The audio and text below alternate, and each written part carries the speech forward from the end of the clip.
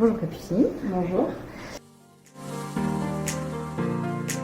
C'est Capucine Gluson, j'ai 23 ans et j'ai fait donc un master entrepreneuriat de Bordeaux et là actuellement j'ai ouvert en juin un bar à vin tapas vegan Raison de Plus avec 2 associés qui est fermé actuellement mais qui rouvrira très bientôt. Raison de Plus, l'idée c'était de donner une raison de plus de s'intéresser à l'alimentation végétale par le vin, la convivialité.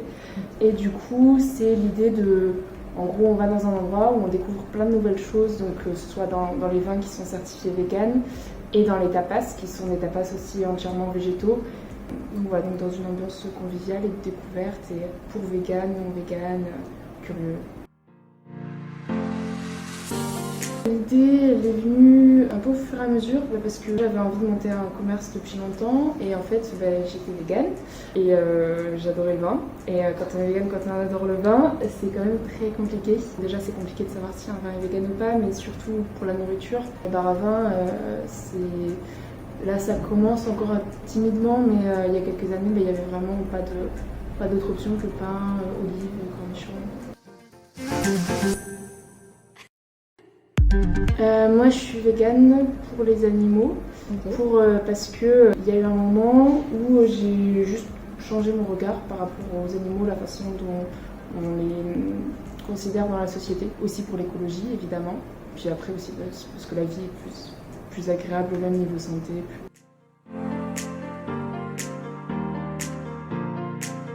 Le premier cliché c'est que du coup on se fait pas plaisir en mangeant et le cliché le plus faux parce que le plaisir de la nourriture ça va largement au-delà de juste manger certains aliments et qu'au contraire la créativité qu'on peut avoir dans l'alimentation végétale ça renforce le plaisir, il y a le plaisir de la découverte on se réapproprie un peu l'alimentation et donc ça c'est vraiment un cliché qui est complètement faux.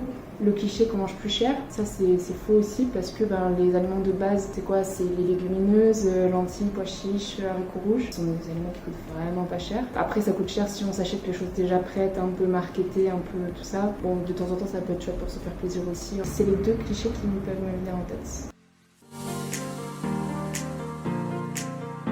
Moi je le lis à la partie environnementale du développement durable, au fait que du coup ça réduit les émissions de gaz à effet de serre, l'usage d'eau, c'est beaucoup plus logique qu'en fait nous on mange directement le végétal qui est produit plutôt que ça passe par les animaux et qu'ensuite on mange les animaux.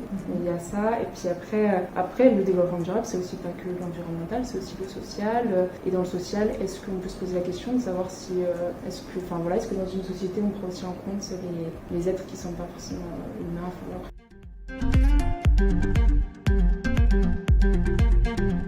Les actions durables, on les met en place au niveau du gaspillage parce que dans la restauration, c'est quand même un gros problème. C'est en mesure de pouvoir servir le client, de pouvoir avoir des quantités, on ne sait jamais trop quel afflux on va avoir. Donc ce qu'on essaye de faire, c'est déjà de réduire la quantité de vins qui sont proposés au verre parce que comme ça, on gâche moins tout simplement.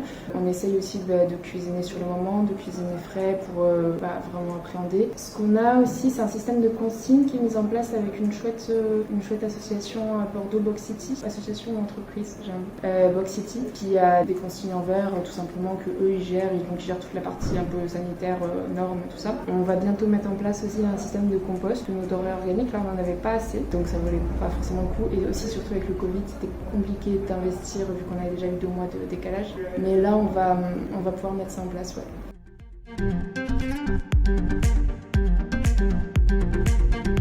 On la gère en mettant un peu en place tout ce qu'on peut mettre en place. Donc on a fait vente à emporter, livraison, qui marchait bien.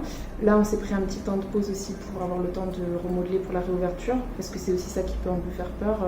L'année et demie, les 2 années à suivre, on ne sait pas trop ce que ça va donner. Puis ensuite on a dû refaire un prêt, on a dû se débrouiller financièrement comme toutes les autres entreprises. Et du coup ça a évidemment réduit la capacité à mettre en place des initiatives là actuellement, mais donc on se les réserve aussi un peu pour plus tard.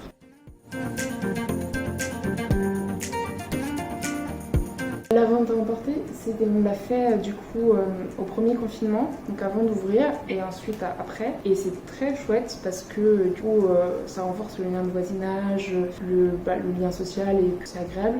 Ça reste quand même beaucoup moins vivant et beaucoup moins enfin c'est la rentabilité par rapport à, enfin, on gagne pas trop d'argent avec la vente à l'emporter parce que les marges sont réduites et il y a quand même moins de ventes dans un bar. Donc, mais c'était chouette, c'est chouette quand même à faire et on va sûrement réouvrir parce que ça permet d'avoir des clients qu'on n'a pas d'habitude et puis de prendre plus de temps aussi pour conseiller les gens parce qu'on a un peu plus de temps de discuter.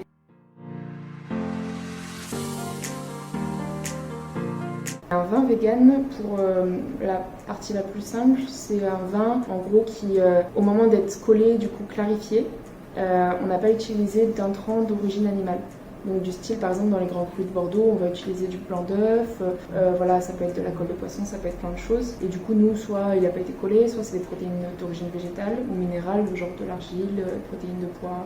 Il y a ça, il y a aussi la colle de l'étiquette qui rentre en compte. Donc voilà, donc. Et surtout, ce qu'on aime bien dans les vins qu'on a, c'est qu'ils achètent en direct pour la grande majorité et que du coup, on s'était fait la promesse de travailler avec des gens avec qui on pourrait être copains à chaque fois. Et du coup, là, on a des super rapports quand même avec beaucoup de nos vignerons. Du coup, ça permet que quand on présente le vin, de pouvoir raconter un peu l'histoire et on sent qu'un vin, on connaît bien le vigneron, on connaît bien l'histoire, on présente ultra différemment d'un vin qu'on a juste acheté.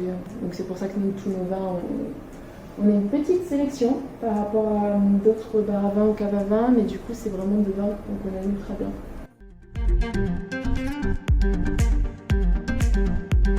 Il faut qu'ils soient bons. Faut qu'il soit bon, faut forcément penser en termes de prix, faire en sorte que ce soit pas trop cher pour le client quand il arrive. Et après aussi, on a envie d'avoir des vins qui soient accessibles autant aux personnes qui s'y connaissent très bien qu'aux gens qui découvrent.